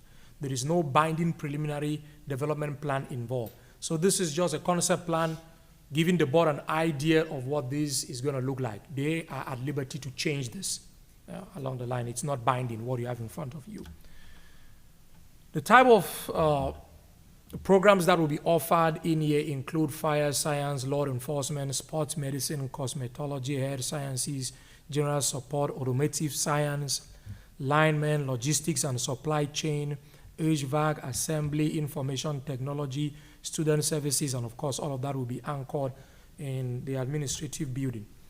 This is the envisioned architectural design, exterior design of the buildings that will be in the center. As I did mention, this can change. This is not binding because this is just conventional zoning district. But this is the vision that the county school district has at this point in time. So basically the building elevations still with the materials of how the site will look like. Interior designs. the career tech. Landscaping and the exterior. Concerning the key elements for this rezoning, which is the criteria for analysis, the board is required to find that one of two main criteria have been met before this rezoning can go through. One, whether the original zoning classification for the property was a mistake. The applicant submits that the long-term need for expanded public educational infrastructure was not fully anticipated when the Thunderbird PUD was approved in this particular. So this is the Thunderbird PUD preliminary development plan. You had this area that was designated for mixed use, not for a school. Mixed use essentially commercial and residential. And then this down southern area mainly for retail. So a school was never projected or envisioned to be in this particular area. The applicant also avows that there have been significant statewide and regional expansion of workforce development programming at K-12. Staff at the Planning Commission in its review of this particular item took into consideration what the staff had found, namely that the original part of the Thunderbird PUD, the text and the associated master plan was approved back in December 15, 2015, and then revised January 6, 2016. It was approved by the Board of Aldermen September 21st, 2021. The M1 area, which is that small sliver on this particular eastern side of the PUD, was rezoned. The rezoning was approved by the Board of Aldermen in 2021. As such, the current zoning designation of the property is not a mistake. These were clearly approved by the Board of Aldermen, and so no mistake was found by the Planning Commission. With regard to the change in character of the area, the applicant avows that there's been increased warehousing, distribution, light industrial, and employment-based uses rather than mixed use that you had in the Thunderbird PUD surrounding this particular piece of property. The Planning Commission did find, based on the staff's research, that we have increased mega-sized industrial warehouses. If you look at this, this is 2014 map. This is how this area looked like. Just barely, this is actually 2004. Over 25 years after that, that area has changed significantly with giant industrial warehouses to the east, which the career tech will, train workers that can work within those within that particular industrial warehouse area, and it's still expanding. The industrial warehouse area is expanding further to the north. For example, there is plan to expand and construct more warehouses here, and also to the south on Distribution Drive. Craft Road is also currently under expansion. What that implies is the road is going from a two-lane road from College to Church. That should increase the capacity of that road to handle any increased school traffic with students coming up into this particular area. So those are changes that have gone on in that particular vicinity, both from the perspective of economic development and transportation infrastructure. The question of whether there is a public need for this, the applicant avows that there has been economic shift towards workforce-oriented land use, regard to logistics-driven economy, increased demand for skilled labor, and growth in blue-collar and technical employment, which the career tech will service. The Planning Commission did find that the future land use map in the Comprehensive Plan 2040 designates most of the property as public and semi-public, which completely totally aligns with the requested rezoning before you. A career tech is essentially a public use, and so it aligns with the public need. Based on the finding that the rezoning criteria has been met, the Planning Commission at its meeting on April 14 unanimously recommended by the vote of 7-0 that the Board of Aldermen, one, rezone 6.51 acre portion of the Wittenland property from M1 light industrial to AR agricultural residential district, extricate the 35.99 acre area from the Thunderbird PUD and rezone that from PUD to AR agricultural residential. And unless the remaining area of the Thunderbird PUD were rezoned to a conventional zoning district in future, any future development of this PUD will require a new preliminary development plan for the entire PUD in future. So by basically extricating this 35.99 acres from the Thunderbird PUD, the rest of the PUD becomes unbuildable, so to speak, with regard to the current preliminary development plan. If any developer were to come up to there and develop in the rest of the PUD, they will need to submit a new preliminary plan to the Board of Aldermen for approval. That concludes staff's presentation. Thank you. Thank you, Dr. Song. So the school will come back if this passes. This is just zoning. They'll come back with specific project text at a later date, and the board knows as well or better than I that this is an awesome thing to go in Olive Branch. It's generational, and it's going to be a very positive thing for the area. But any questions on the staff report? And this is on public comment as well, correct? This is also public comments. Is anyone here to stand in opposition or in support of this Career Tech East on Craft Road? Anyone to speak either way? Hearing none, public comments is closed. Is the applicant here from DeSoto County Schools? Seeing no one. So board, any questions, comments, or motions on?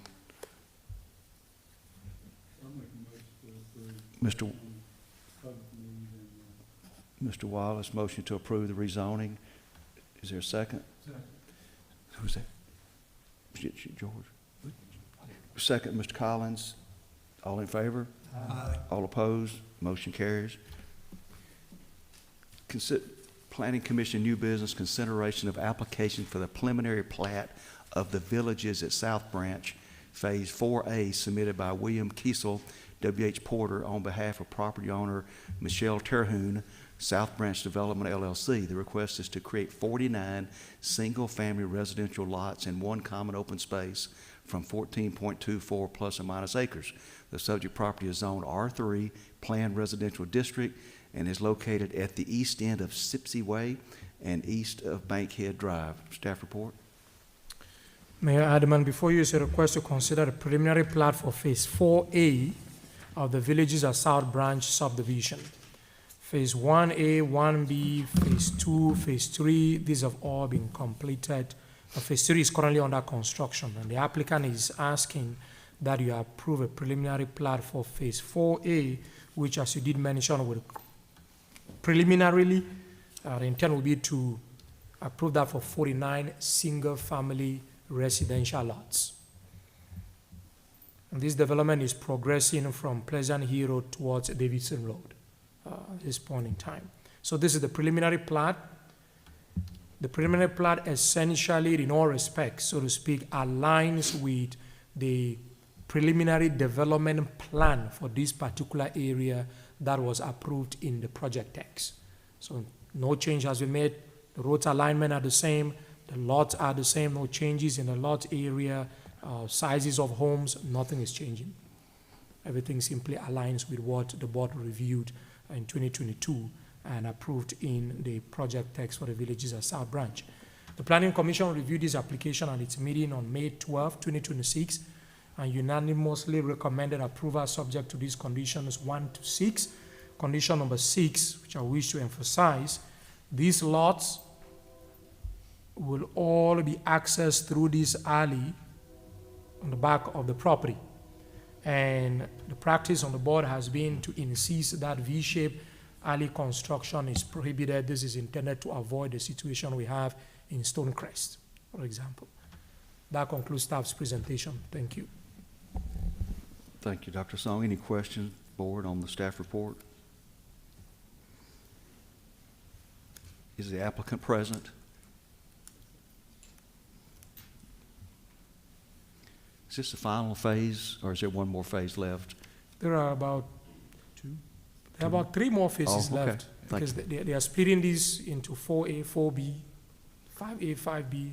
So all of this area to the north still needs to be constructed. This other area to the south still needs to be constructed. So you may still see about 4 more phases before we get done with this.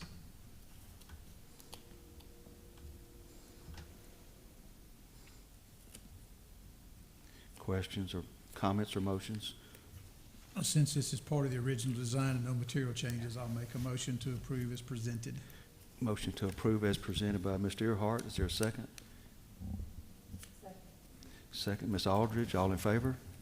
All opposed? Motion carries. Next item, public hearing date for consideration and action on the motion declaring the condition of the following properties to be a menace to the public health and safety and directing either the city staff or contract labor to clean the property forthwith. Mayor Alderman, you have these over 8 properties before you for consideration. A number of them have been cleared or cleaned since the staff report was sent out. For example, this property on 9184 Germantown Road at the southeast corner of the intersection of Germantown Road and State Line Road. That has been cut, although not really done the way we would. Before you leave that one, the song, you take the pointer directly across the street to that other corner just so the board knows, the property owner gave us consent to clean up around our Welcome to Olive Branch sign, and Public Works did a great job cleaning all kind of brush out. And as you enter from the north coming to the south on Riverdale into Olive Branch, it looks an awful lot better if you hadn't seen it.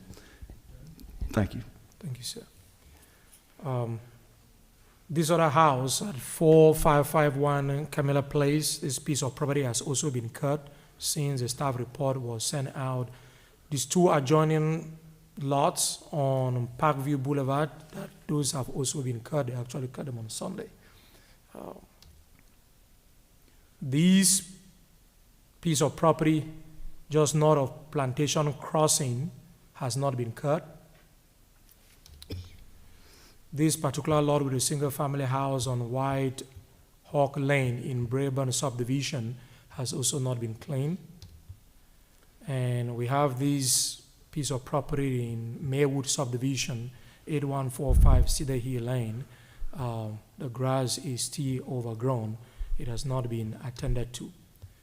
You therefore have 2 leases before you. Lease A are the lots that have been cleaned, for which no action is recommended. And then Lease B identifies those 3 pieces of properties for which staff recommends that the board declare a menace to public health and safety and direct staff to use either staff or contract labor to have them clean. Thank you. Thank you. Questions or motions on the last 3 lots on List B? The only thing I'll mention on that Wusu Enterprise, that property usually every year gets hay baled off of it. And I don't know whether it's gotten tall enough for them to start baling hay, so we might want to postpone some action on that one until they actually have time to get out and bale the hay, but that usually cleans it up. They usually bale it about midsummer or so, and it'll get all cleaned up. So that one we may want to table that one for at least a month or so and see.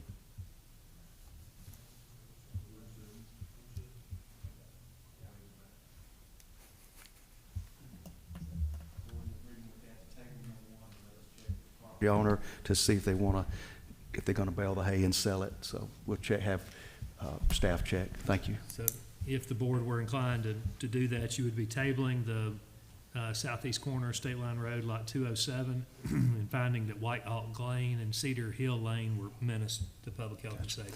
Is there anyone here from these lots? Anyone here representing, owns, or here on behalf of these particular lots? Seeing none, no public comments. So, Brian, your motion, Mr. Dye, would be to table Wusu, not your motion, your recommendation, table Wusu Enterprise and go forward with White Hawk Lane and Cedar Hill Lane if board members so inclined to make that motion. That would be my motion. Okay. Motion from Mr. Dickerson. Is there a second?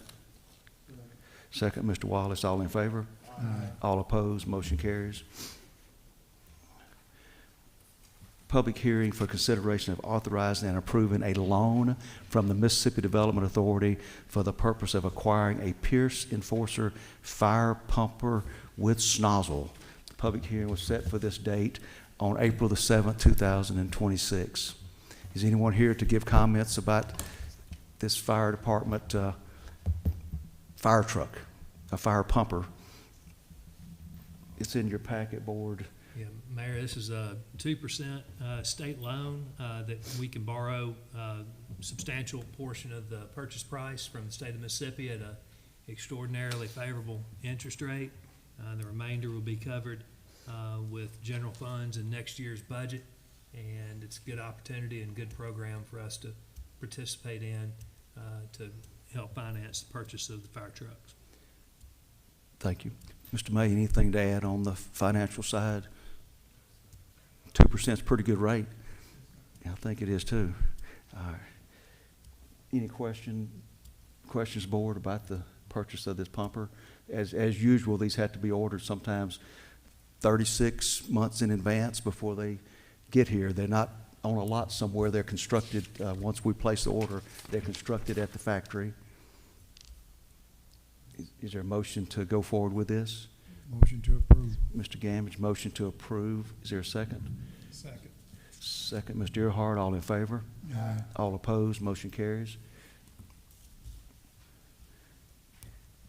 Consideration of recommendation to approve a letter of proposal with Urban Arch Associates, PC, on Maples Memorial Park. Just for a little bit of insight, board's familiar with this. We've had the 100-year-old, or a little over 100-year, the Maples Church that we know what it's going to take to bring it to ADA compliance, and it's very, very expensive, around $1.7 million. We've had representatives or senators ask for the state money every time for the last 4 years, and we haven't got anywhere. We would love to get that money to go forward with it, but at the same time, we know we've got to have an alternate plan because it is degrading every day and every year that it sits empty. So the goal was to have Urban Arch Associates to draw a rendering that's not going to be 100%, but a rendering of what type facility we could have, or what type structure we could have if we take the columns and reuse it, the facade up front, reuse it, the brick as well, and to kind of use everything we can use from the church to keep it, at least from a memory standpoint, as Maples Memorial, but to not let it fall down and make it something the community can use. Mr. Dye, anything to add? Maybe pull No, that sir. up. Do you have the rendering? We do. It's in their packet, and Hassan, can you click on that portion of the packet? New business one. Roman Coliseum. That would address the basement as well, too, wouldn't it? It would. Well, it would eliminate, the plan that Urban Arc would have drawn, it would eliminate the basement. They'll put in. That's right, that's right. something. You know, the idea was, and of course, what's before the board tonight is a $6,500 contract with Urban Arc for them to prepare the rendering the mayor discussed and cost estimates for construction. The overall project obviously would include an additional phase with Urban Arc, and once you know the construction cost estimates, the board could decide then whether to move forward in a future budget cycle. Now, with the rendering that's been given, the sketch, if you will, that's in your packets, we don't know right now exactly what something like that would cost, but it would presumably cost less than a full restoration of the building and the interior and everything. And the idea was to restore as many of those architectural elements as you could to honor the legacy of the building and to make it something that's appropriate and classy for the city of Olive Branch. And we may get into it and decide that even this plan's cost prohibitive, and the board's got full authority to make those decisions in the upcoming budget cycle and thereafter. But this would just be sort of a phase 1A, just a very initial phase. So all we're proposing tonight is to spend $6,500 to have a drawing done, and then the next step would be for them to figure out a cost, and after that, we would either say yay or nay. Right, that's right. So the 6,500 would get you a color rendering, a much more detailed rendering than the sketch, and it would get you construction cost estimates. And a cost estimate, okay. Yeah, and the cost breakdown, the board at that point may say, that's manageable. We can design it in the next budget cycle and maybe build it in the one after that. Or the board may look at it and say, even this is cost prohibitive. We've just got to go up with Plan C. But this just gives the board, I think Alderman Collins said it well, it gives the board additional options to consider. And that's important. And if you do approve it, then I'd like to get several board members to meet with Urban Arch to give a vision of what you see it looking like so the community can use it instead of it just staying closed and bricks falling off of it. So a couple of y'all could work with Urban Arch to help direct what you think it should be, where it'd be used by the community. And I'm assuming the cost estimate would include demolition of the current structure, environmental issues, all the whole 9 yards. That's right. And the other, it absolutely would. It'd include demolition, it would include construction of whatever park-type structure was proposed. But it also would include, and this may be the part where you've got some embedded costs that could be higher than anticipated, trying to salvage those significant architectural elements, store them somewhere, and then reincorporate that into the finished product could be very expensive. We just don't know until Urban Arc studies it. $6,500 for a firm of their expertise to prepare this for us, I think seems reasonable to me. And Mr. Reichard and I met with Urban Arc. He's been involved in working with them as well from a COO standpoint, since this would fall up under his departments eventually if it moved forward. Any questions or any motions to move forward? I make a motion to approve. Mr. Wallace, motion. Is there a second? Second. Mr. Collins, second. All in favor? Aye. All opposed? Motion carries.